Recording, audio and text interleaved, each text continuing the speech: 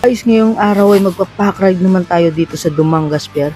Pero bago tayo dumaan doon, magra-ride muna tayo kasama ang mga tito natin sa Team G.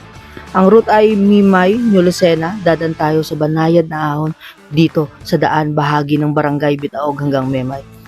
New Lucena to Coastal Ride ay magandang warm-up papuntang meeting place ng pack ride.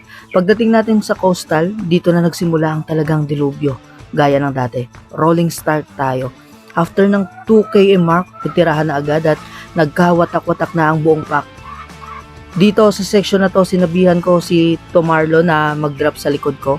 Kaso magpapaiwan pala siya kasi may meeting pala sila ng grupo niya.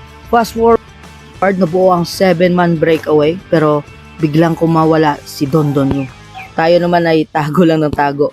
Kasi tayo lang naman ang naka-MTB sa breakaway tapos 36 stitch chainring lang ang gamit natin.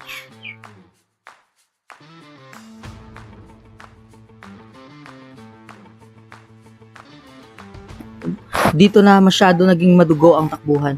Hanggang sa yung ibang kasama namin ay napilitan ng magsikalasan sa breakaway. Malapit na tayo sa finish line tapos biglang nagreklamo si Boy Boy. Masakit daw ang tagiliran niya kaya pinutol niya ang pack. Napilitan akong humabol. Last 400 meters na lang finish line, eto ang nangyari. Nag-drop si Tito Benji sa track. Sumunod naman tayo pero hindi na kinaya ng chainring ko. At hulaan nyo kung sino ang biglang humabol. Si Boy Boy, yung sumasakit daw ang tagiliran. Sumasakit daw ang tagiliran pero nag-sprint pa. Siya pa ang nakakuha ng finish line. Naabutan pa nila ang breakaway ni na Tito Dondon at Kuya Joed.